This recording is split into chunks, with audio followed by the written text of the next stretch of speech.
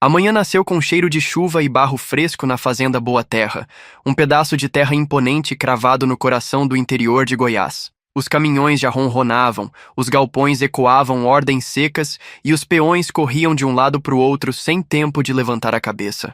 Mas naquele dia, uma mulher de passos firmes e olhar cansado cruzou a porteira dos fundos com uma sacola de pano no ombro. Chamava-se Lia, ou pelo menos era assim que ela se apresentou. Chegou em silêncio, sem anúncio, como toda cozinheira nova costuma chegar. Ninguém deu atenção, nem os peões, nem os capatazes. Ela era só mais uma, vinda não se sabe de onde, com um sotaque que misturava passado e mistério. Mas o que ninguém sabia era que por trás daquele avental surrado e olhar sereno se escondia a mulher mais poderosa que já pisou ali. Lia era, na verdade, Eulália Gomes, mãe do atual dono da fazenda, Bento Gomes, e a verdadeira responsável por construir aquele império rural quando tudo ainda era poeira e promessa. Agora, ela voltava, mas não como patroa. Voltara disfarçada, por vontade própria, sem que nem o filho soubesse, porque ouvira sussurros de maus tratos, de comida estragada sendo servida, de peões tratados como gado, e se era verdade, ela ia descobrir com os próprios olhos, pela cozinha, pelo prato, pelo silêncio. Essa comida vai dizer quem vocês são, pensou, enquanto acendia o velho fogão a lenha. Naquela manhã, começou o turno da nova cozinheira, e junto dele, o início de uma verdade que ninguém ali estava preparado para encarar. Na cozinha abafada do refeitório da fazenda, Lia acendeu o fogão e começou seu ritual silencioso. Cortava cebola com precisão de cirurgiã e olhava cada grão de arroz como se procurasse verdades escondidas entre eles. Às 10 horas, o cheiro começou a mudar. Não era mais o ranço do feijão requentado de 3 dias. Era comida de verdade, feita com alma. Foi quando Dona Zefa, a copeira antiga da casa, entrou assustada. "Uai, quem temperou isso aqui?" "Eu", respondeu Lia, sem tirar os olhos da panela. Zefa arregalou os olhos. Aquele cheiro, ela conhecia de longe. Era o mesmo das épocas em que Dona Eulália ainda pisava naquele chão. "Como é que é o seu nome mesmo?" "Lia." Zefa engoliu em seco. Algo naquela mulher não batia. Mas antes que pudesse perguntar mais, o sino tocou. Hora do almoço. Os peões chegaram no refeitório como sempre. Calados, suados, exaustos. Mas ao provar a comida, algo diferente aconteceu. Silêncio. Depois, um cochicho. Depois, um comentário baixo. "Hoje tá com gosto de mãe." Lia observava tudo em silêncio. Foi quando viu Josimar, um peão de 50 e poucos anos, empurrar o prato com nojo. Depois que mandaram a cozinheira antiga embora, começaram a servir carne podre. "A gente nem come mais." Lia se aproximou da despensa. Começou a revirar caixas. Encontrou sacos de arroz vencido, óleo reciclado e carne embalada com etiquetas trocadas. Anotou tudo num caderninho escondido dentro do avental. A frase que escreveu foi curta. "Estão envenenando devagar." Naquele fim de tarde, Zefa voltou à cozinha. Olhou Lia nos olhos, mais séria do que antes. "Você não é quem tá dizendo que é, né?" Lia apenas sorriu. "Sou só quem precisa estar aqui agora." E no fundo da fazenda, o primeiro alicerce da mentira começou a rachar. Na manhã seguinte, Lia chegou mais cedo do que todos. Preparou mingau de milho com canela e pão de sal quentinho assado na lenha. Os peões, acostumados com sobras frias e café ralo, comeram em silêncio, mas com os olhos marejados. Só que aquela calmaria logo seria interrompida por um furacão chamado Rosa Monteiro, a chefe geral dos funcionários. Rosa era daquelas que usava salto alto até no curral. Nunca suava, nunca sorria, e adorava deixar claro que todo mundo ali estava graças à sua generosidade. Ela entrou na cozinha bufando. "Quem deu autorização para mudar o cardápio?" Lia secou as mãos no pano e respondeu sem elevar o tom. "Ninguém precisa de permissão para servir dignidade." Rosa deu uma risada seca, debochada. "Você tá confundindo isso aqui com um restaurante. Aqui é produção, quantidade, economia. Tá achando que tá onde, minha senhora?" Lia olhou direto nos olhos dela, com calma, sem desvio. "Tô num lugar que tem nome de fazenda, mas que tá virando campo de punição." O silêncio caiu pesado. Zefa, que assistia tudo do canto, arregalou os olhos. Era a primeira vez que alguém enfrentava Rosa de igual para igual. E sem levantar a voz, Rosa se recompôs, ajeitou os cabelos e soltou o veneno. "Não sei de onde você veio, mas se continuar com essa mania de justiça, não dura uma semana." Lia deu um meio sorriso e virou as costas. continuou amassando o alho, como se tivesse escutado o canto de um pássaro qualquer, mas por dentro ela escreveu outra frase em seu caderninho. Rosa não cozinha, mas adora alimentar o medo. Naquele dia, um boato correu pelos galpões. A cozinheira nova encarou a Rosa e ficou inteira. E aos poucos, olhares começaram a mudar, como quem começa a acreditar que, talvez, algo pudesse mudar de verdade. Na quinta-feira, o sol mal nasceu e Rosa já entrou na cozinha com uma folha nas mãos e um sorriso perverso. Cardápio do dia, escrito por mim. Sirva exatamente como está. E sem gracinha. Lia pegou o papel. Arroz branco sem tempero, ovo cozido sem sal, feijão aguado, tudo em porção reduzida. Zefa chegou por trás cochichando. Ela faz isso quando quer castigar algum setor. Ontem o grupo do galpão reclamou de jornada extra. Lia respirou fundo. Sabia que se alterasse o cardápio, poderia ser expulsa antes de concluir sua missão. Mas também sabia que servir aquilo seria compactuar com uma injustiça cruel. Então fez diferente. Preparou exatamente o que mandaram. Mas antes de servir, ela mesma provou. E cada colher lhe doía mais que tapa na cara. Durante o almoço, os peões comiam em silêncio. Não de vergonha, mas de resignação. Aceitaram a punição como se fosse natural. Foi quando ela viu a menina nova da lavanderia, Iraci, abaixar o rosto e deixar uma lágrima cair no prato. Lia se aproximou devagar, puxou um banquinho e sentou ao lado dela. Tá faltando alguma coisa? Iraci enxugou o rosto com vergonha. Fome mesmo. Comida tem... Mas parece que aqui a gente só come pra lembrar que não vale nada. A frase perfurou o peito de Lia como faca. Mas ela apenas segurou a mão da menina. Você vale muito. Só esqueceram de te lembrar. Mais tarde, de volta à cozinha, Lia escreveu no caderno. Hoje castigo serviu no prato. E doeu mais do que fome. Naquela noite ela fez biscoitos de polvilho e guardou em um pote. Ao encontrar Iraci varrendo o pátio, entregou com um bilhete. Para quando o mundo quiser te fazer esquecer do seu valor. Iraci sorriu pela primeira vez. E assim, sem alarde, a rebelião silenciosa começava a fermentar. Na sexta-feira à tarde, a sede da Fazenda Boa Terra foi fechada para uma reunião de diretoria. Os donos de terras vizinhas, fornecedores, consultores, investidores e advogados se reuniram para discutir expansão, produtividade, exportação. Na varanda de trás, Lia lavava folhas de couve em silêncio. O cheiro de café gourmet subia da cozinha lateral, feita especialmente para gente importante. Ela sabia como funcionava.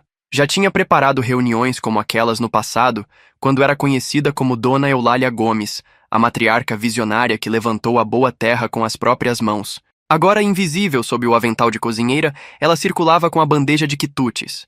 Ninguém a reconhecia. Traga água com gás. Mais torrada sem glúten. Essa cadeira tá torta. Lia apenas servia, ouvia, observava. Na cabeceira da mesa estava Bento, seu filho, sério, elegante, cansado. Ela observou nos olhos dele um brilho apagado.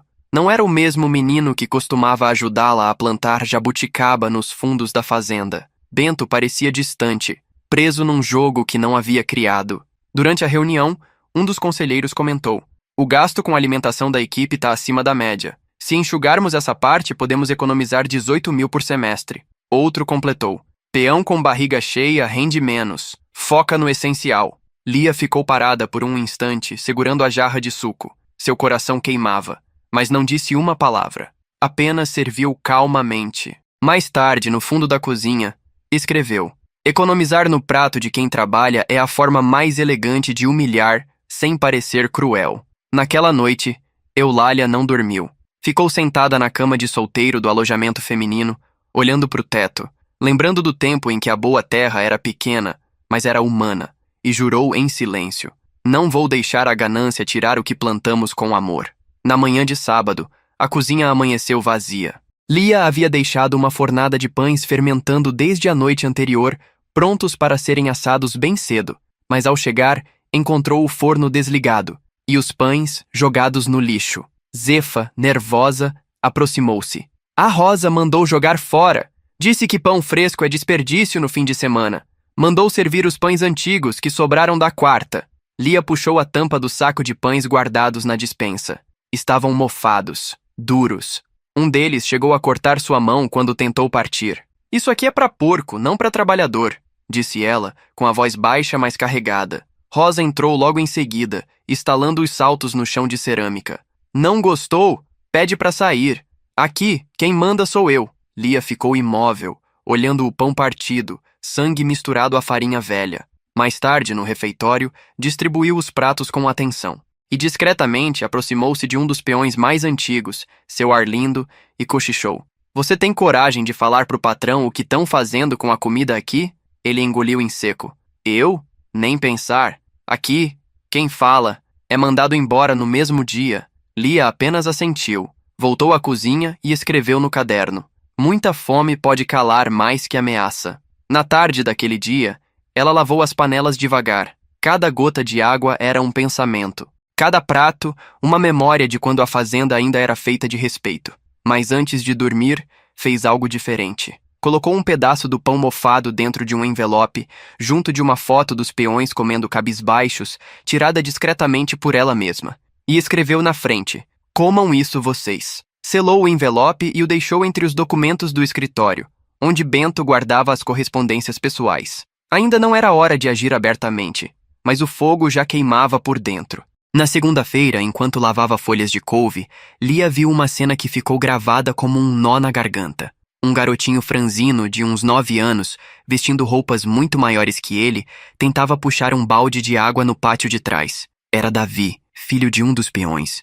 Não falava, não sorria, e ninguém sabia exatamente o que havia acontecido com ele. Diziam que ficara assim depois que a mãe, uma empregada da fazenda, morreu de parto sem atendimento. Agora ele só andava sozinho, com os olhos sempre no chão, sem escola, sem amigos, sem futuro.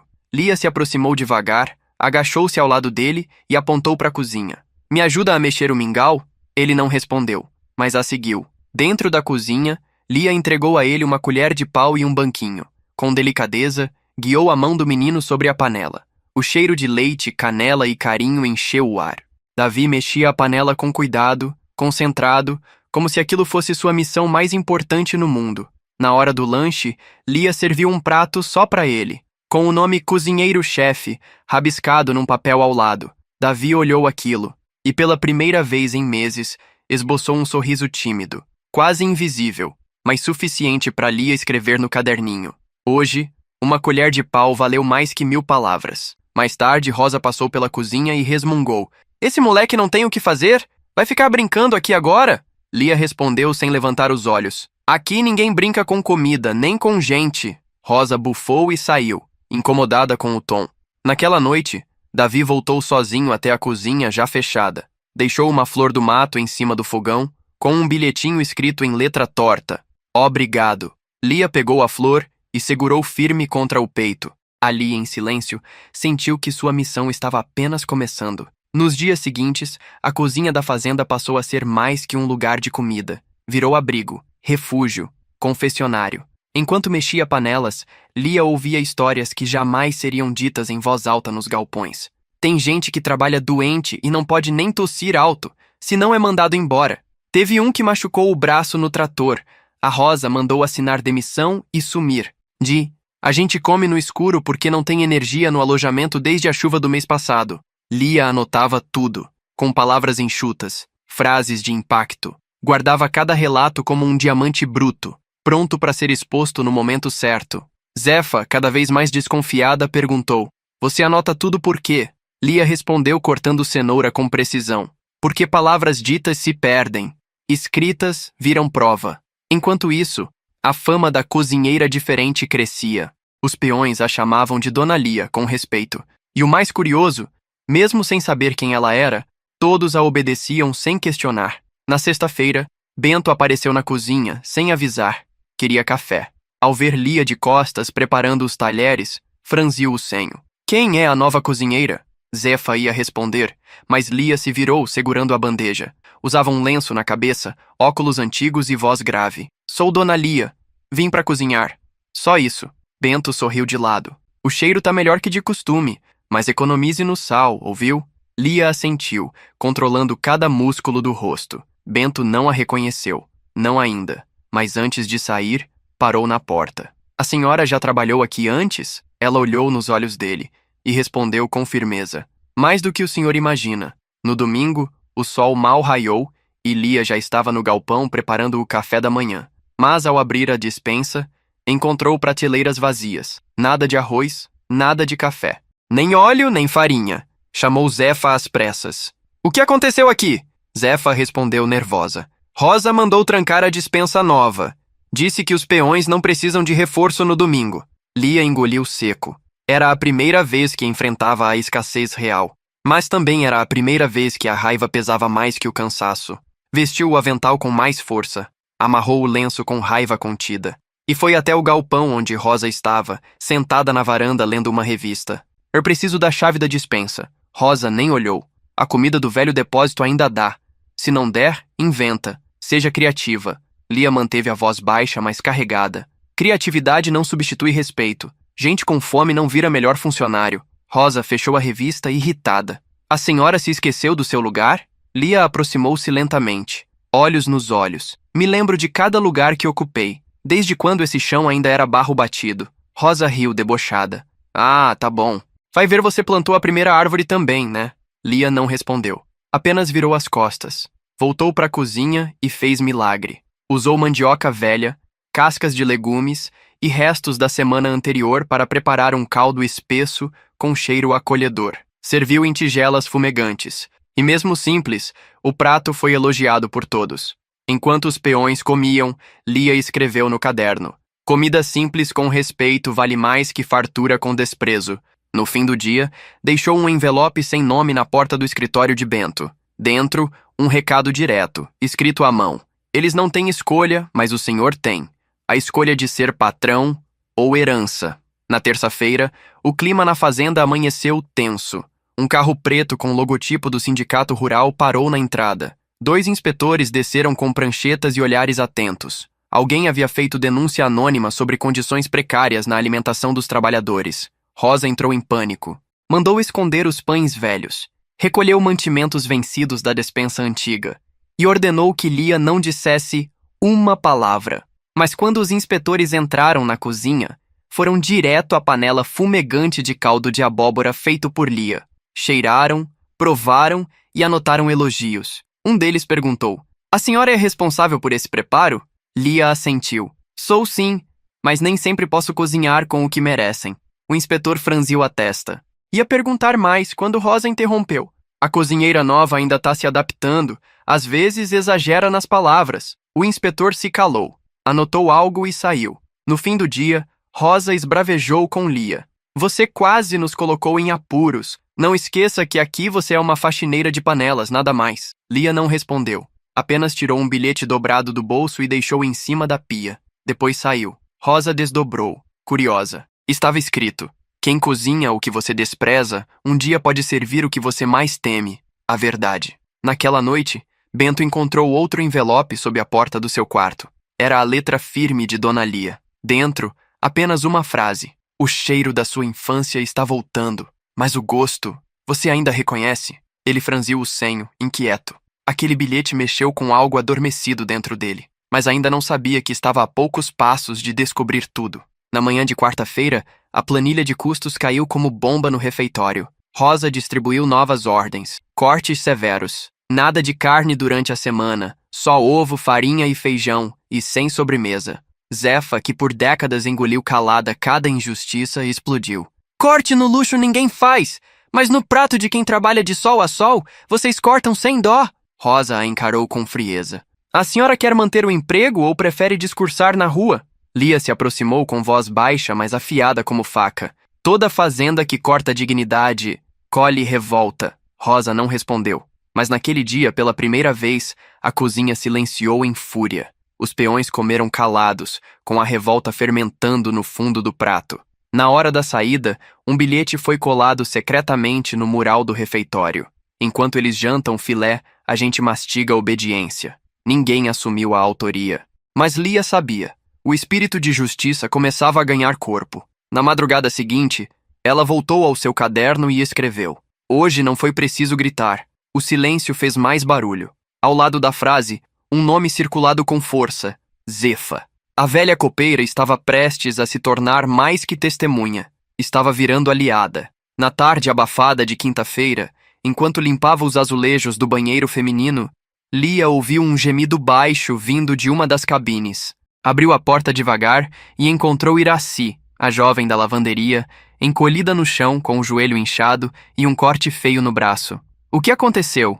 Lia se agachou ao lado dela. Iraci tentou esconder o braço com vergonha. Escorreguei. Desde ontem tá assim. Mas a Rosa disse que era frescura. Mandou eu continuar no tanque. Lia sentiu o sangue ferver. Levantou devagar, pegou toalhas, água limpa e começou a tratar da moça com todo o cuidado do mundo. Seu toque era firme, mas cheio de ternura. A senhora não devia estar fazendo isso, Iraci murmurou. Lia respondeu, encarando os olhos dela. Devia sim, porque quando os de cima esquecem que somos humanos, alguém precisa lembrar. Após cuidar dos ferimentos, Lia foi até o armário antigo da cozinha. Tirou uma velha caixa de madeira, onde havia escondido há anos um pequeno estojo de primeiros socorros dos tempos em que ela ainda era a dona de tudo aquilo. Remédio vencido? Sim, mas o gesto, esse estava mais vivo do que nunca. Naquela noite, Zefa se aproximou em silêncio. Eu vi o que você fez com a menina. Rosa jamais teria encostado um dedo. Lia encarou Zefa. Essa fazenda tá cheia de machucado que não sangra, mas corrói.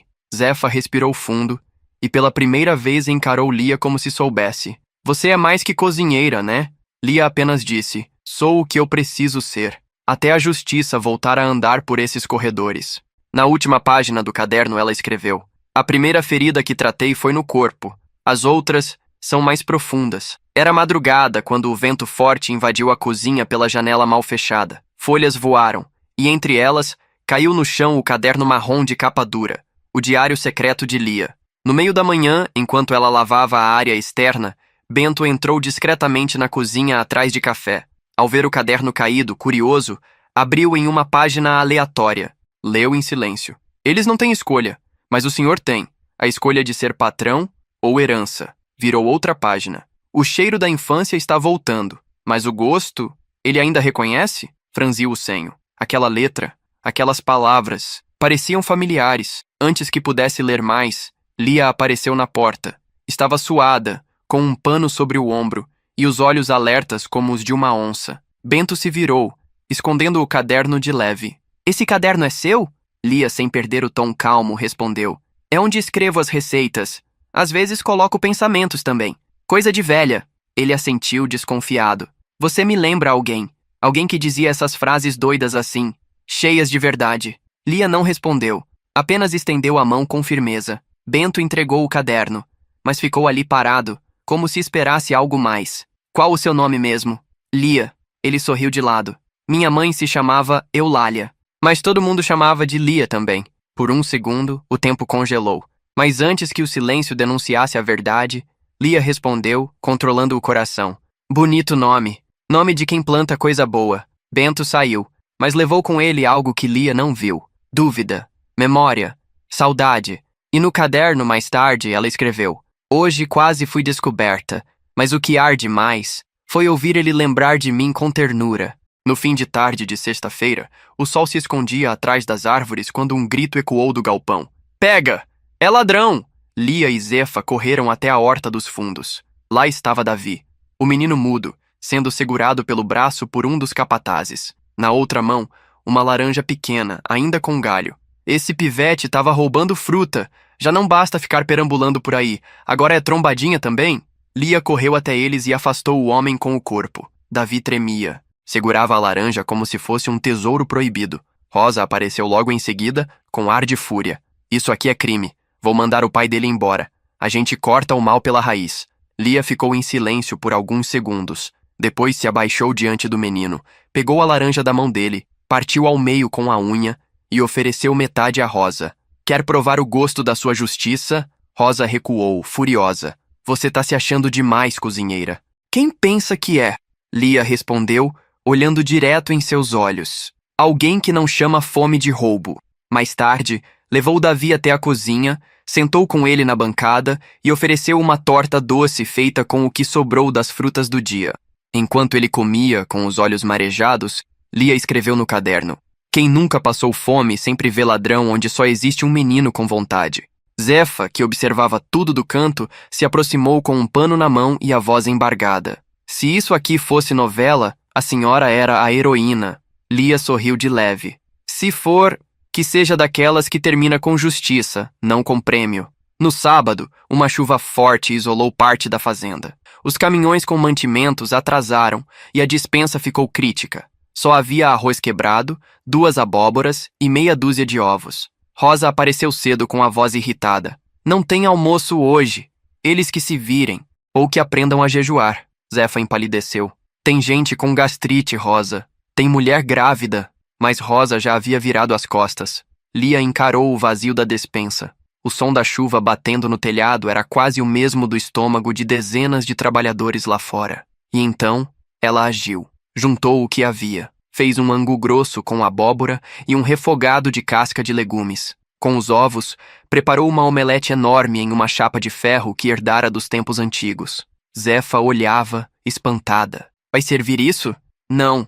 Vou servir respeito em forma de comida. Às 12 horas em ponto, Lia colocou as panelas sobre uma mesa simples perto do galpão. Quando os trabalhadores viram a fumaça subindo e o cheiro acolhedor se espalhar no ar, formaram fila, em silêncio, com olhos marejados. Ninguém reclamou da simplicidade. Apenas agradeceram com um aceno ou um obrigado sussurrado. Rosa, ao descobrir, ficou furiosa. Quem autorizou isso?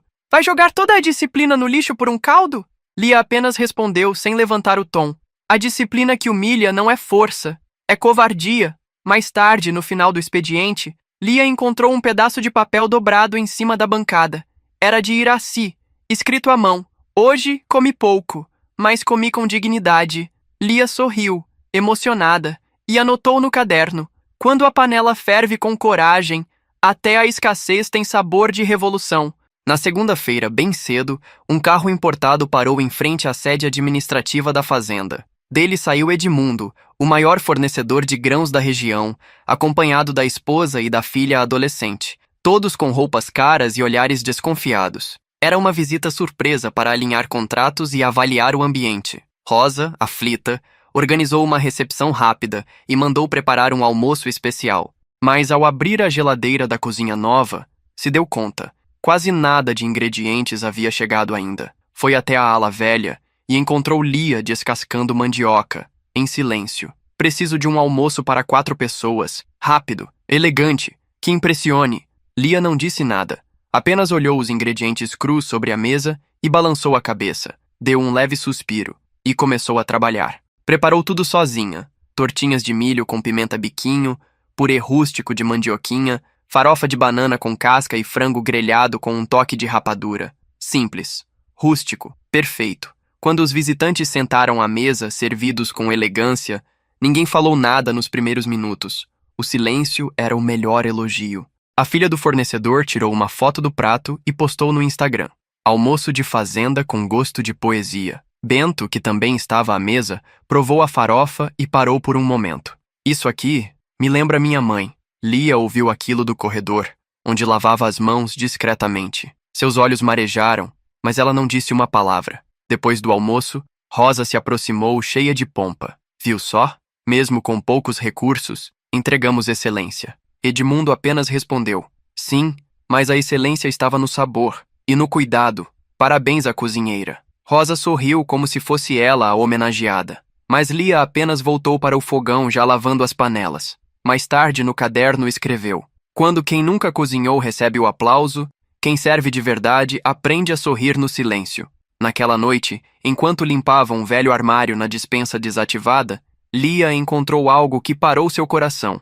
Um retrato antigo, emoldurado, coberto de poeira. Era ela, mais jovem ao lado do marido e do pequeno Bento, ainda criança, rindo com um pedaço de bolo na mão. A foto estava escondida entre caixas de documentos velhos, como se alguém tivesse tentado apagar aquela memória. Mas não havia só poeira sobre a moldura. Havia também um rasgo, bem no rosto dela. Alguém, em algum momento, quis que Lia fosse esquecida. Com cuidado, ela limpou a moldura, alisou o papel rasgado, mas não conseguiu evitar que uma lágrima solitária caísse sobre o vidro. Zefa, que passava, viu a cena e parou. Olhou a imagem, olhou para Lia e não disse nada, mas seus olhos se arregalaram e seu corpo estremeceu. É você. É mesmo você. Lia apenas assentiu com um leve movimento de cabeça. A verdade, até então contida, agora começava a escapar pelos olhos dos outros. Zefa se sentou ao lado dela, em silêncio. Por que a senhora voltou assim? Escondida?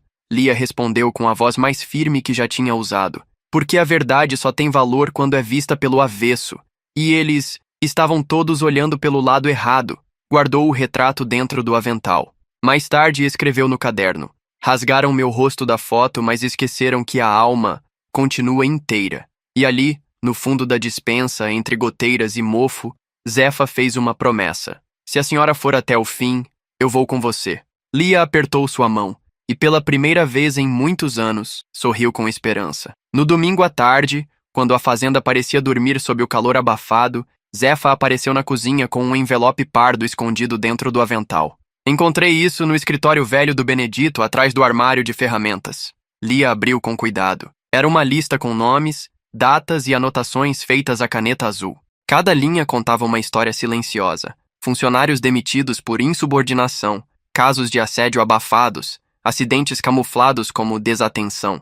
Eles escondem isso há anos, disse Zefa com a voz trêmula. É uma lista dos que falaram e foram silenciados. Lia passou os olhos por cada nome. Reconheceu alguns. Aqui tem dor demais, mas também tem munição. Decidiram que guardariam aquilo com extremo cuidado. A verdade, quando é crua, precisa ser servida na hora certa e para a audiência certa. Naquele mesmo dia, Zefa teve uma ideia. A gente precisa do Armando. Ele trabalha na contabilidade da fazenda há anos, sempre calado, mas nunca sujo. Ele pode cruzar essas informações com as planilhas oficiais. Lia hesitou. E se ele contar para Rosa? Zefa respondeu com firmeza. Armando tem esposa doente, filho na escola pública. Ele conhece a dor. E quem conhece a dor, raramente trai a esperança. Naquela noite, Lia deixou um bilhete dobrado na gaveta do Armando. Se quiser fazer parte de algo maior do que a sua planilha, venha até a cozinha às 22 horas. Traga o que sabe. Às 21h58, ele apareceu, silencioso, assustado, mas com um pendrive no bolso e os olhos de quem estava cansado de fingir que não via. Lia anotou no caderno. A verdade é uma receita lenta, mas quando começa a ferver, ninguém segura o cheiro. Armando sentou-se à pequena mesa da cozinha, onde Lia e Zefa o aguardavam com um café forte e sem açúcar. Seus dedos tremiam enquanto encaixava o pendrive no antigo notebook da despensa. Aqui estão os arquivos dos últimos 5 anos. Folhas de pagamento, contratos de fornecedores, transferências bancárias. Lia ouvia em silêncio, mas seu coração disparou ao ver um nome reaparecer na tela. Benedito R. Oliveira, seu falecido marido. Mesmo após sua morte, o nome dele continuava sendo usado em documentos fantasmas, movimentando valores absurdos. Eles usaram o nome dele para firmar contratos irregulares e esconder retiradas em dinheiro vivo, explicou Armando, a voz embargada. Zefa apertou os olhos. Mas ele morreu tem mais de 10 anos, Armando confirmou. Pois é, só que nos papéis, ele nunca saiu da empresa. Lia respirou fundo. Era como se tivessem arrancado o pouco que restava de memória digna de seu companheiro. Ela se levantou, encarou Armando com os olhos marejados e disse: Estão usando o nome dele, para sujar o que a gente construiu com as mãos. Zefa se levantou também. E vão pagar por isso. Cada linha dessa planilha vai virar faca. E faca boa. A gente afia no silêncio. Armando entregou o pendrive a Lia com um leve aceno. Se vocês forem até o fim, contem comigo. Naquela madrugada, Lia escreveu no caderno. Mexeram no nome do morto para esconder o erro dos vivos. Agora quem vai assinar o fim deles sou eu. Na noite de terça-feira, Rosa organizou um jantar de negócios com um político local e 2 investidores interessados em terras vizinhas. Ordenou que o jantar fosse preparado exclusivamente na cozinha nova e que Lia não aparecesse nem para servir água. Mas Zefa, agora aliada declarada, arrumou um jeito de infiltrar Lia por trás dos panos. Pode não servir o prato, mas vai temperar a verdade. Lia preparou uma receita antiga de seu caderno. Um risoto de milho com toque de queijo curado, acompanhado por carne na manteiga e salada morna de folhas da horta. Simples, elegante, memorável. Os convidados elogiaram com entusiasmo. Quem fez isso aqui merece um prêmio. Rosa sorriu orgulhosa, mas seus olhos buscaram a copeira para garantir que a cozinheira invisível continuava invisível.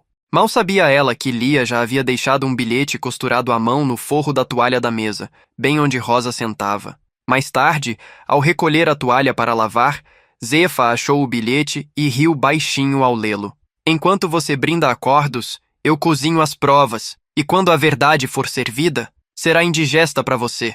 Naquela mesma noite, Bento encontrou outro envelope sob seu travesseiro. Dentro, uma foto. Ele, ainda pequeno, sentado no colo da mãe, com o rosto manchado de cauda de jabuticaba e o sorriso mais puro do mundo. No verso da foto, apenas uma frase. Você se lembra do gosto? Eu nunca esqueci.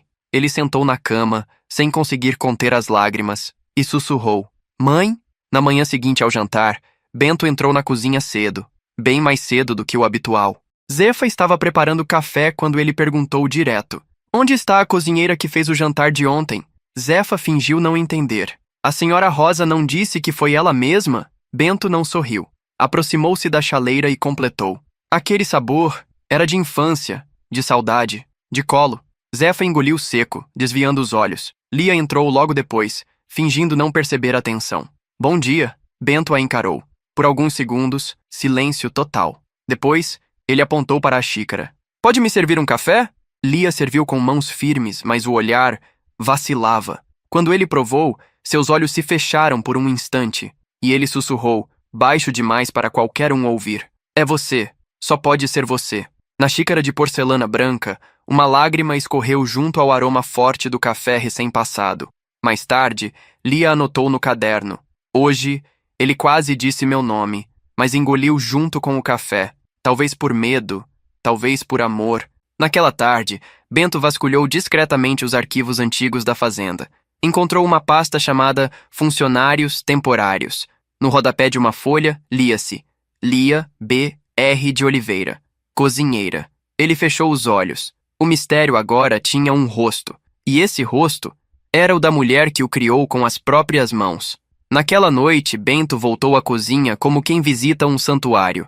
Lia estava terminando de assar um bolo simples, o mesmo que fazia há décadas. Bolo de fubá com erva doce. O cheiro tomou o ambiente como uma brisa antiga. Esse cheiro, ele disse, parando perto da porta. Esse cheiro é meu primeiro aniversário. Lia não se virou. Erva doce tem esse poder. Traz lembrança que a gente nem sabia que guardava. Bento se aproximou mais. Eu me lembro desse bolo. Eu era pequeno. Meu pai ria. Você me levantava no colo e dizia que eu era o pedacinho mais doce da casa. Lia continuou virada para o forno, mas seus olhos queimavam de emoção. Ele completou. Só uma mulher falaria assim com um filho, ou com alguém que amou como filho. Lia, com a voz embargada, finalmente respondeu. O amor não precisa ser lembrado em palavras. Ele volta no cheiro, no gosto, ou numa lágrima que a gente tenta esconder. Bento respirou fundo, pegou uma fatia do bolo e deu uma mordida. É o mesmo gosto. Então, num tom quase sussurrado. Você é minha mãe, não é? Lia ficou em silêncio. Depois se virou, olhou nos olhos dele e disse, sou o que você quiser lembrar. Ele sorriu com os olhos marejados. Então quero lembrar que fui amado, mesmo quando esqueci. Naquela noite, Lia escreveu, a memória é o forno onde o amor aquece, mesmo depois do tempo ter esfriado tudo. E o bolo de fubá, naquele dia, não foi só sobremesa, foi reconciliação. Na manhã seguinte, Bento apareceu na cozinha antes mesmo do galo cantar. Trazia nos olhos algo diferente. Nenhuma dúvida, só gratidão. Lia estava varrendo o chão, de costas. Ele se aproximou devagar, colocou a mão sobre o ombro dela com a suavidade de quem segura um cristal. Ela parou. Ficaram assim por alguns segundos, dois mundos suspensos no tempo. Então ele a abraçou, sem uma palavra, sem cerimônia. Apenas um abraço roubado do passado, como se quisesse preencher os anos de distância em segundos. Lia tremia, mas retribuiu com força contida. Me perdoa por não ter reconhecido antes, ele murmurou. Ela respondeu apenas com um gesto de apertar mais forte, como quem diz, você nunca deixou de ser meu menino. Zefa, que observava da porta entreaberta, enxugou as lágrimas com a barra do avental. Mais tarde, Bento apareceu no quarto de Rosa. A partir de hoje, quem manda na cozinha é a dona Lia. Rosa quase engasgou com a água que bebia. Aquela velha que você nem sabia de onde veio? Ele encarou a tia com firmeza. Agora eu sei exatamente quem ela é, e quem eu sou por causa dela. Rosa tentou protestar, mas Bento completou. Se alguém tocar nela, toca em mim. E quem toca em mim, sai da fazenda. Na mesma noite, Lia voltou a escrever. Ele me abraçou como quem volta para casa, e eu entendi que não importa quanto tempo se perca. Amor que é raiz, sempre acha o caminho de volta. Na tarde abafada de quarta-feira, Bento chamou Lia até a sala vermelha, o escritório antigo de seu pai, trancado desde que ele faleceu. Você lembra desse lugar? Perguntou, entregando-lhe uma chave pequena, de ferro, envelhecida. Lia assentiu em silêncio. Aquela chave havia sido dela um dia. E aquele cofre, escondido atrás do quadro de São Jorge, guardava mais do que documentos. Guardava a memória que Rosa tentou apagar. Com mãos firmes, Lia abriu a porta. O cheiro de madeira antiga e saudade tomou conta do ambiente. Ela caminhou até o quadro, o removeu com cuidado e revelou o velho cofre embutido na parede. Ainda está aqui! Girou a chave.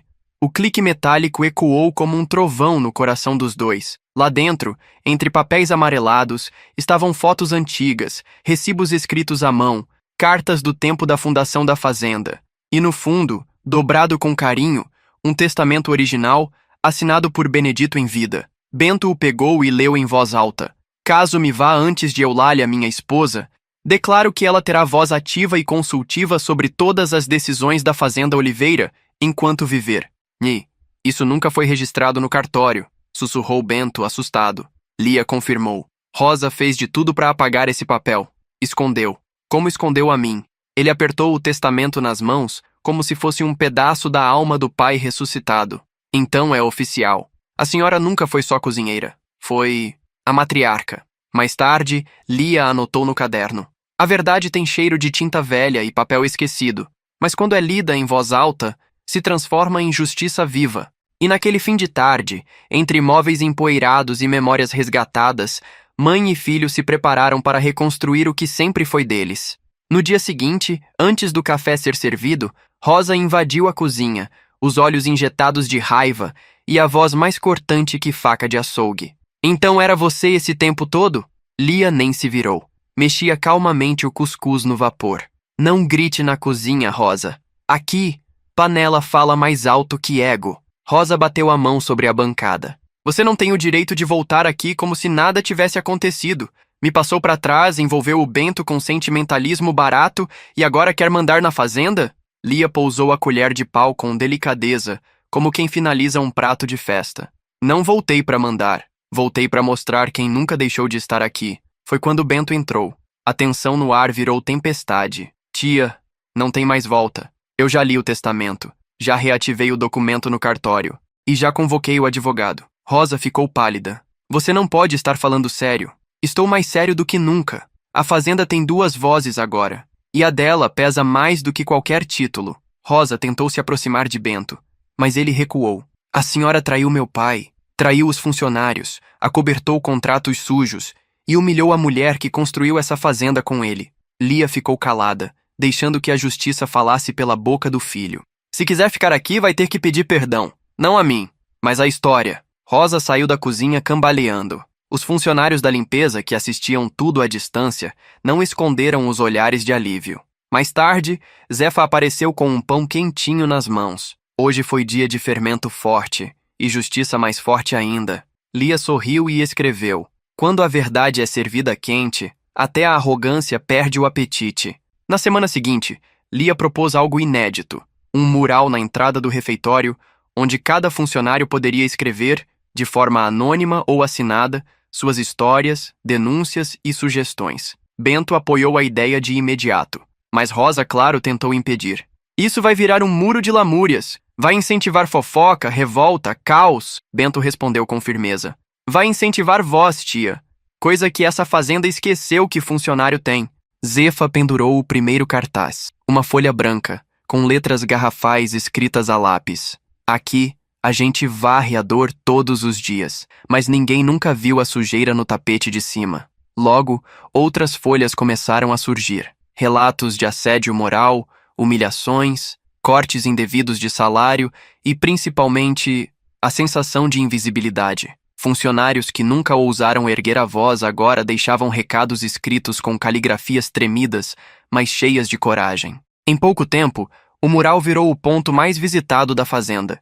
E um dia, Armando, o contador, escreveu algo que emocionou a todos. Trabalho há 19 anos aqui. Hoje é o primeiro dia em que sinto que meu nome vale algo além da folha de pagamento. Rosa passou em frente ao mural, leu aquilo e balançou a cabeça furiosa. Isso é um tribunal sem juiz, um circo emocional. Lia, que estava colando mais uma folha, respondeu sem tirar os olhos do mural. Não, Rosa. Isso aqui é um espelho. E quem não gosta do reflexo é porque sabe que está sujo. Mais tarde, Lia escreveu no caderno: dar voz ao invisível é como acender vela num porão escuro. Os ratos sempre correm primeiro. No fim daquela sexta-feira, enquanto todos terminavam o expediente, uma movimentação incomum tomou conta da ala administrativa. Rosa havia deixado uma carta manuscrita sobre a mesa da sala de reuniões. Ninguém viu sua saída. Ninguém a impediu. Na carta, poucas linhas, secas como ela. Já que a história quer ser reescrita, retiro meu nome dela. Espero que aguentem as consequências de dar voz a quem nunca soube o que fazer com ela. Bento leu em voz alta diante da equipe. Ninguém respondeu, mas o silêncio gritou de alívio.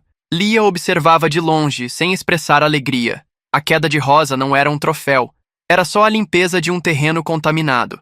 Mais tarde, no fim do turno, Armando se aproximou com um envelope. E senhora precisa ver isso.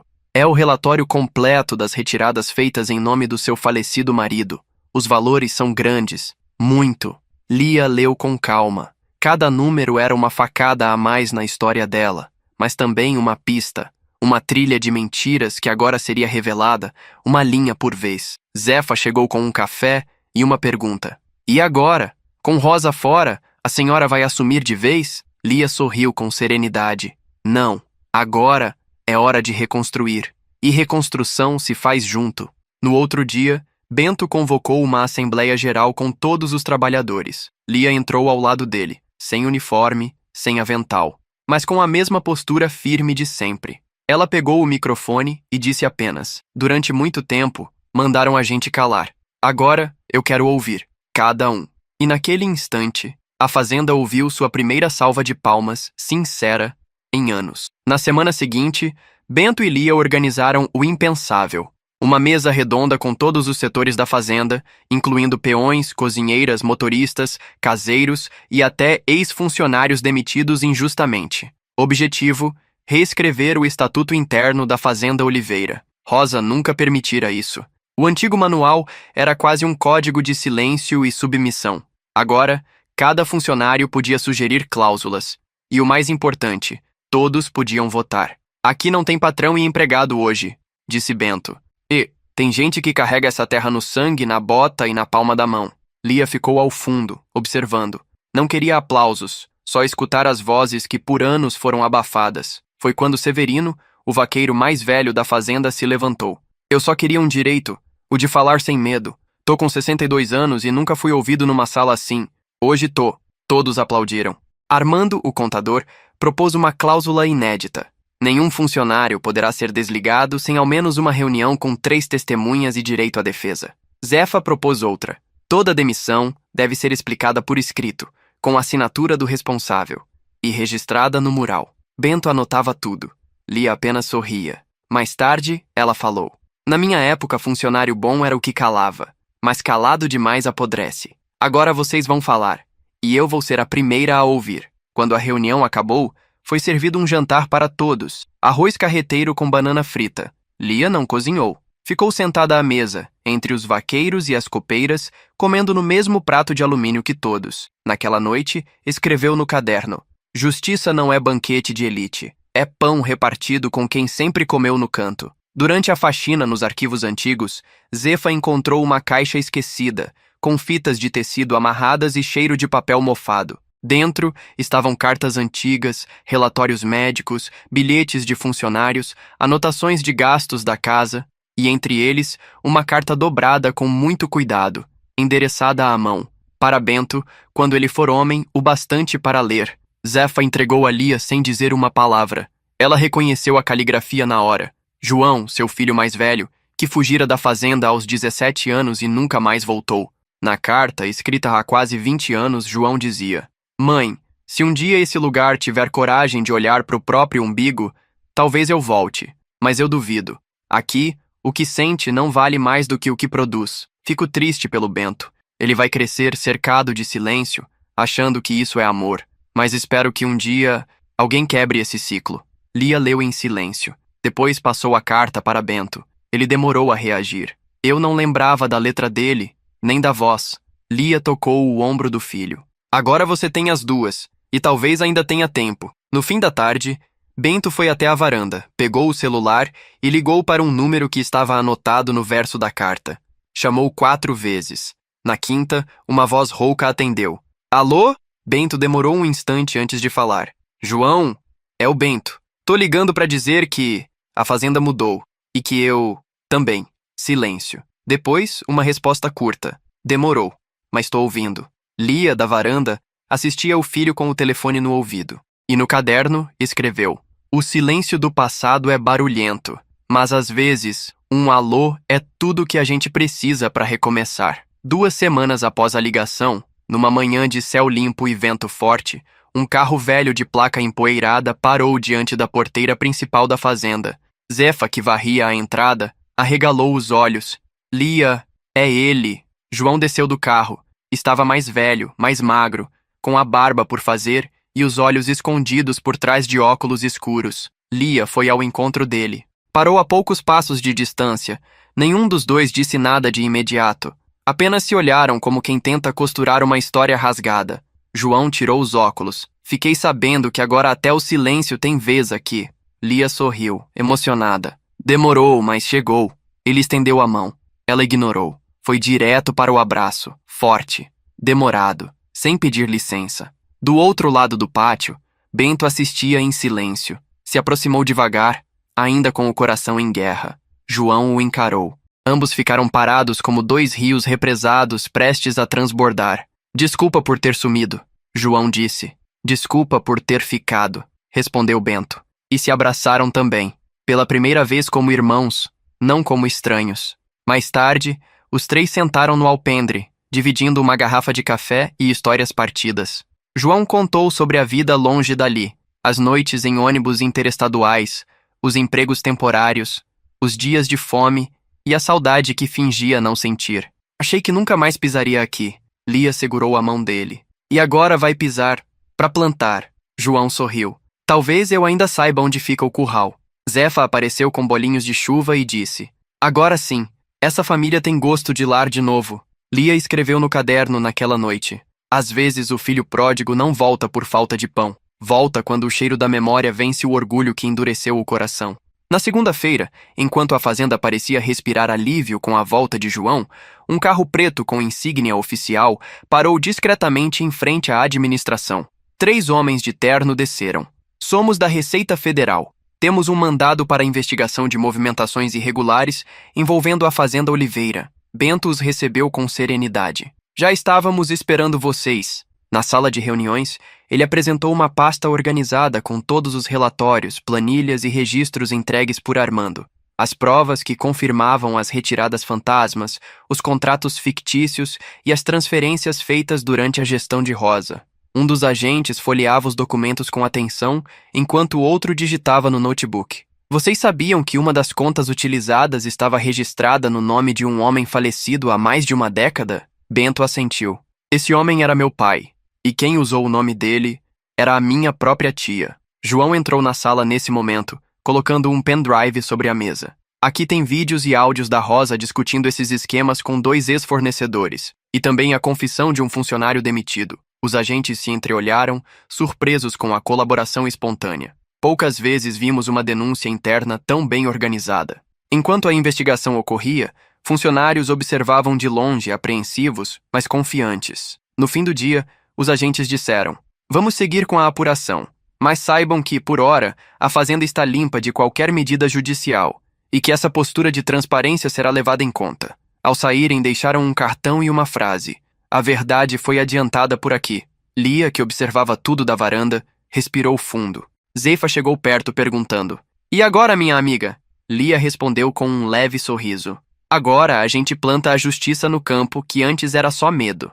Mais tarde, no caderno: A verdade não tem pressa, mas quando chega, leva embora o que o medo tentou esconder. Bento convocou uma reunião geral, mas com uma condição: não seria ele quem falaria. No centro do pátio, Sob a sombra de uma mangueira antiga, Lia subiu em um caixote de madeira e segurou o microfone. Funcionários, caseiros, vaqueiros, técnicos, motoristas, até os jovens aprendizes, todos se reuniram ao redor.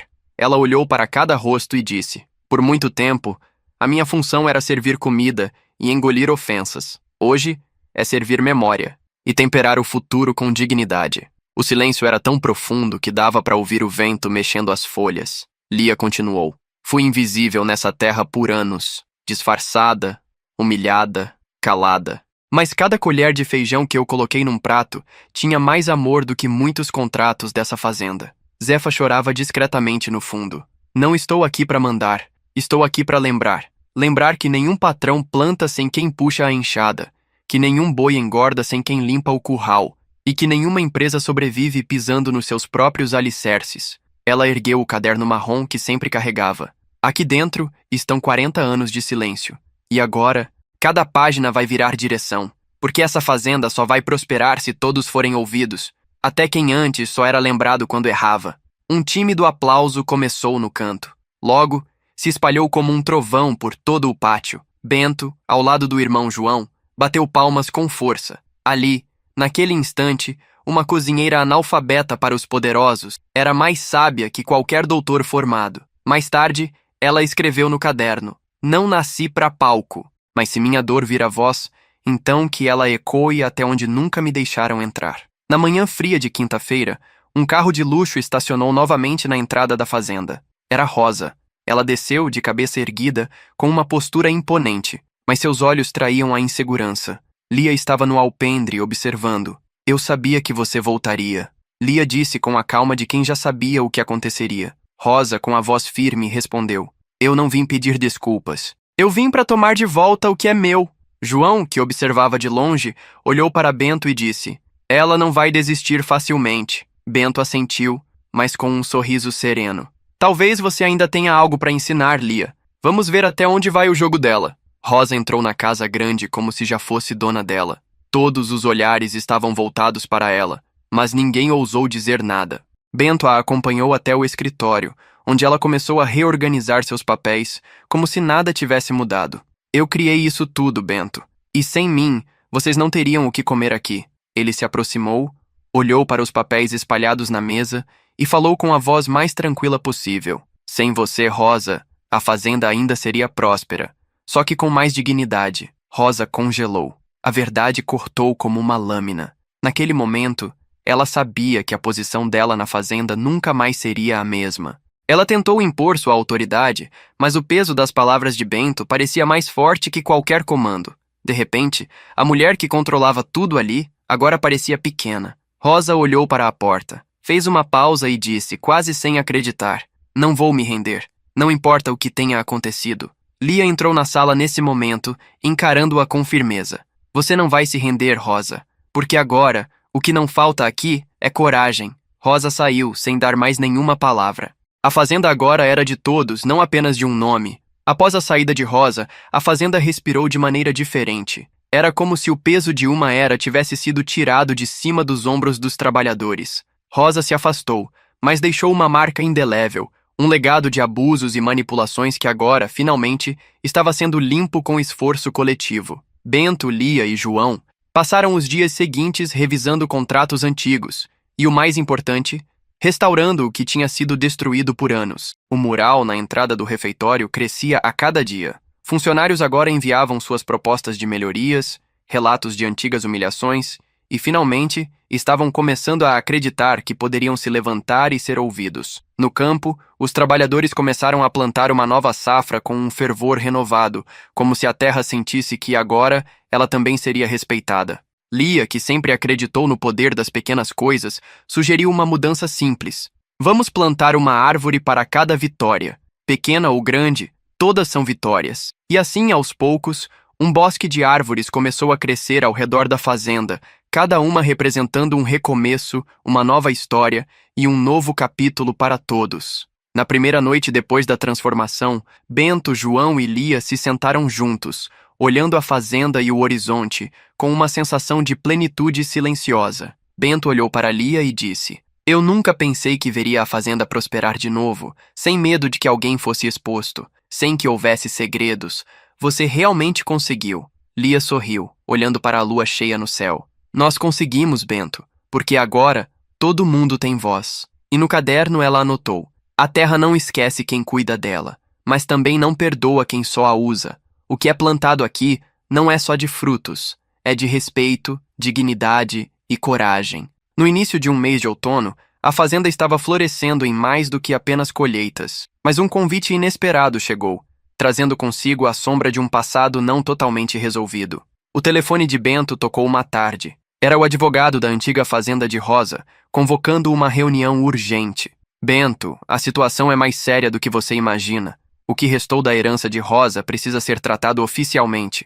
Caso contrário, a fazenda poderá ser dividida. Bento suspirou profundamente e, ao lado de Lia, olhou para o campo. O futuro parecia claro, mas havia algo ainda a ser resolvido. Eles se reuniram com o advogado e um representante da antiga família de Rosa. A sala estava carregada de tensão. As cláusulas antigas, que antes pareciam ser a razão de toda a luta, agora se tornavam apenas um detalhe legal a ser desfeito. O advogado de Rosa começou: temos aqui uma disputa sobre o legado da fazenda. A senhora Lia e o senhor Bento precisam saber que, sem uma intervenção legal, a herança de Rosa pode fazer com que a fazenda seja dividida entre os filhos dela e os netos.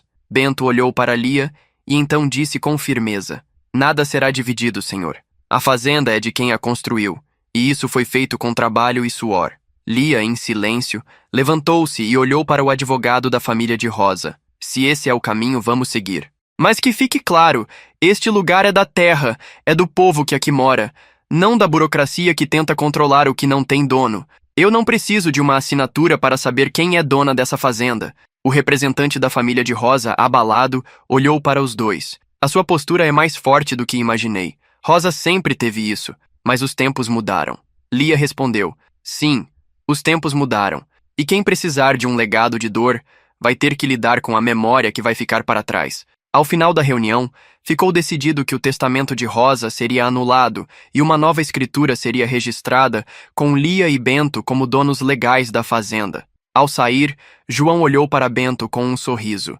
A casa está em paz agora. Bento respirou fundo, olhando para o campo que havia começado a florescer com um novo significado.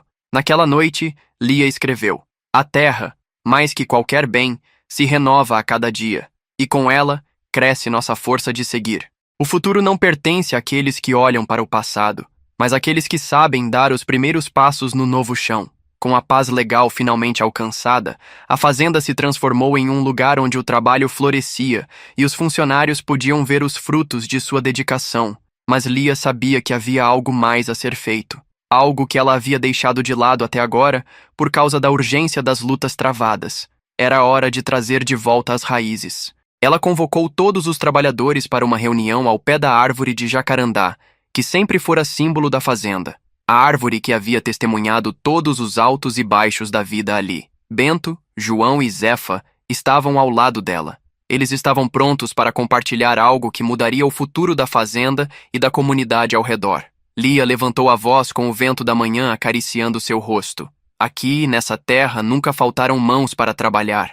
Mas faltou, muitas vezes, uma visão de futuro. Faltou cuidado com os que aqui sempre estiveram. Faltou respeito pelas raízes que nos sustentam. Ela olhou para os olhos de cada trabalhador. Sabia que, sem eles, nada poderia ser reconstruído. Agora, quero fazer um pedido. Não como dona, mas como alguém que reconhece a importância de cada um aqui. Vamos criar uma cooperativa, onde todos terão acesso a um pedacinho da propriedade.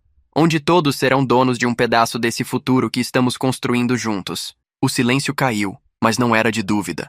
Era de surpresa, de esperança. Zefa, com olhos cheios de lágrimas, disse: isso é mais do que uma terra. Isso é a nossa casa. João se aproximou, colocando a mão no ombro de Lia. Eu sabia que algo estava prestes a mudar. Eu sabia que quando você falasse, seria a hora de todos participarem do que é nosso. A proposta de Lia foi aceita sem resistência. Ela sabia que essa decisão não seria fácil, mas a fazenda estava finalmente construindo não apenas colheitas, mas um futuro coletivo. Naquela noite, no caderno, Lia escreveu: raízes podem ser cortadas, mas se elas forem nutridas com amor e coragem, crescem de novo, mais fortes. O futuro não é de um, mas de todos. E a nossa terra é de quem tem o coração disposto a trabalhar por ela. O ano se passou mais rápido do que todos imaginavam. A cooperativa tomou forma, e cada trabalhador da fazenda se sentiu parte de algo maior do que a terra que cultivavam. As colheitas começaram a ser compartilhadas de maneira justa, e não era mais um único bolso a se beneficiar. Agora, a colheita era coletiva, e a prosperidade era compartilhada.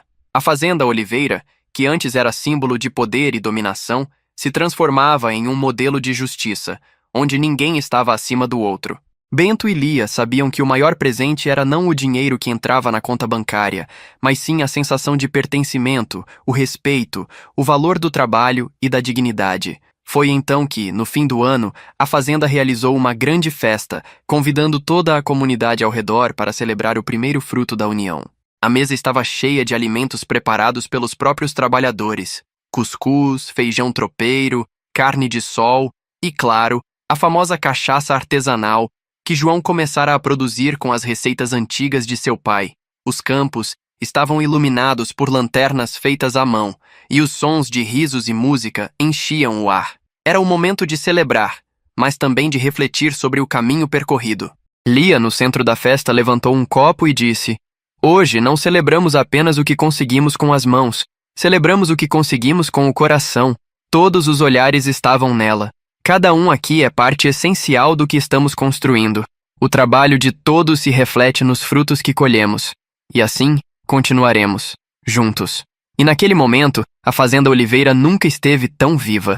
Os trabalhadores não estavam mais apenas cultivando a terra, mas cultivando a dignidade e a confiança uns nos outros. No caderno de Lia, mais uma anotação. Os frutos da terra são deliciosos, mas os frutos da união são inesquecíveis. Após a grande festa, a vida na fazenda seguiu seu curso, mas com uma energia renovada, como se a terra realmente tivesse sido tocada por uma força invisível e regeneradora.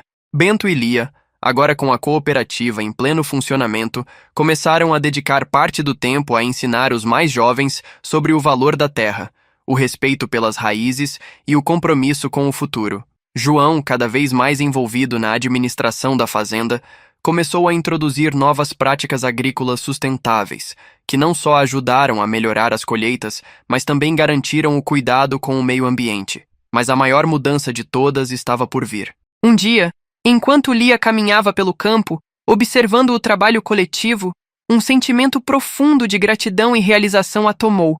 Ela parou sob a árvore de jacarandá, aquela que sempre representou a força da fazenda, suas raízes profundas. Foi ali que Lia tomou uma decisão que mudaria, para sempre, o destino da Fazenda Oliveira. Está na hora de dar à fazenda o que ela realmente merece. Está na hora de deixar o futuro em boas mãos, as mãos daqueles que realmente a fizeram prosperar. Está na hora de me afastar e deixá-la crescer sozinha. Ela sabia que o legado da fazenda não precisava mais de seu nome. O que ela havia criado com o trabalho de todos era um sistema de justiça, respeito e união que não dependia mais de uma única pessoa. Lia foi até Bento, que estava em seu escritório, e disse com serenidade: "Bento, é hora de passar o bastão.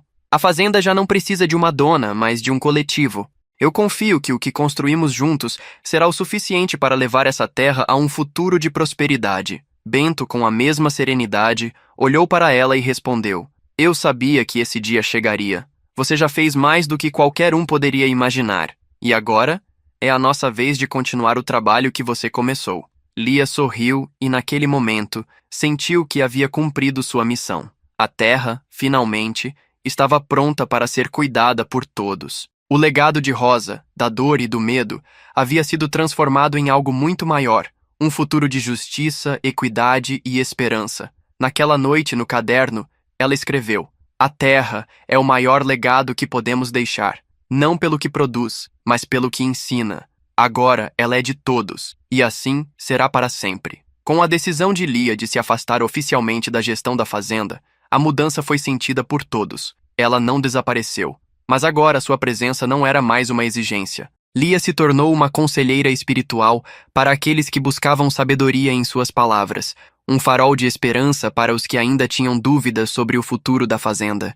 A Fazenda Oliveira prosperava, mas agora em um ritmo harmonioso e coletivo. As sementes plantadas por Lia, Bento, João e todos os trabalhadores começaram a dar frutos não apenas nas colheitas, mas em cada coração que batia em sintonia com o propósito de transformar o passado de dor em uma história de unidade. A nova geração de jovens trabalhadores, que antes olhavam com desconfiança para os antigos métodos, começou a tomar as rédeas, mas sempre com o conselho dos mais velhos. Os valores de justiça, respeito e equidade estavam profundamente enraizados. A cada colheita, o campo prosperava e a comunidade ao redor sentia a mudança, o novo espírito da fazenda. Em um dia especial, quando as primeiras flores de primavera começaram a brotar, Lia, Bento e João se reuniram para celebrar mais uma colheita bem-sucedida. Era o momento de olhar para trás, mas ao mesmo tempo, para o futuro que agora era de todos. Lia falou com a voz serena, mas cheia de emoção. Hoje a fazenda não é mais um sonho. Hoje é uma realidade que pertence a todos. E é por isso que nosso trabalho não acaba aqui. A nossa missão é cuidar desse legado e garantir que ele continue a crescer, para que um dia os filhos de vocês também possam olhar para essa terra com o mesmo orgulho e esperança. E assim, em um simples gesto, a Fazenda Oliveira se tornou o que sempre deveria ser. Um lugar de todos. Um lugar onde as raízes de cada um podiam crescer sem medo, sem opressão. A festa de celebração, com a presença de toda a comunidade, foi mais um símbolo do que eles haviam alcançado juntos. No caderno de Lia, as palavras finais dessa jornada. Quando o ciclo termina, outro começa. Mas o que permanece é a força de um legado construído por mãos que respeitam e amam a terra. E assim, a história da Fazenda Oliveira não foi apenas marcada pela superação, mas pelo início de uma nova era de prosperidade e união. O sol nascia sobre a Fazenda Oliveira com um brilho dourado, refletindo a luz de uma nova era. A terra, agora livre das sombras do passado, parecia respirar em harmonia com os homens e mulheres que a cultivavam. Bento e João, com o apoio de todos, estavam agora à frente da gestão, mas com a certeza de que nada seria feito sozinho. Cada decisão era tomada coletivamente, e a transparência, que antes parecia impossível, agora era a base de tudo. A fazenda estava prosperando. As colheitas continuavam generosas, mas o que realmente florescia ali não era apenas o milho ou o feijão, mas sim a confiança mútua, o respeito e o compromisso com a justiça. Lia, em sua sabedoria, continuava a visitar a fazenda de vez em quando, mas agora com o papel de guardiã da memória. Ela sabia que o futuro da fazenda não dependia de uma única pessoa, mas de todos que estavam dispostos a cuidar dela com amor. Em uma das suas visitas, ela encontrou Bento debaixo da árvore de jacarandá, aquele que havia sido testemunha de tantas histórias e agora se tornava o símbolo da mudança. "Como você se sente, Bento?" perguntou Lia, com um sorriso tranquilo. Bento olhou para o horizonte, onde o campo se estendia sem fim. "Sinto que estamos só começando, mãe. O legado que deixamos não será apenas nosso, mas de todos que ajudaram a escrever essa história. E esse campo vai viver por muito mais gerações." Lia olhou para ele, sentindo a paz em seu coração. Ela sabia que havia cumprido sua missão. A fazenda agora era o reflexo de um trabalho coletivo, onde o espírito de união e justiça prevalecia. Naquela noite, Lia fez a última anotação no seu caderno. O ciclo da vida nunca acaba. O que é plantado com amor, cresce e se multiplica. Esta história é só o começo, porque enquanto houver terra, haverá sempre o poder de recomeçar. E com essas palavras, a história de Lia, da Fazenda Oliveira e de todos os que nela acreditaram, não foi apenas contada, mas vivida.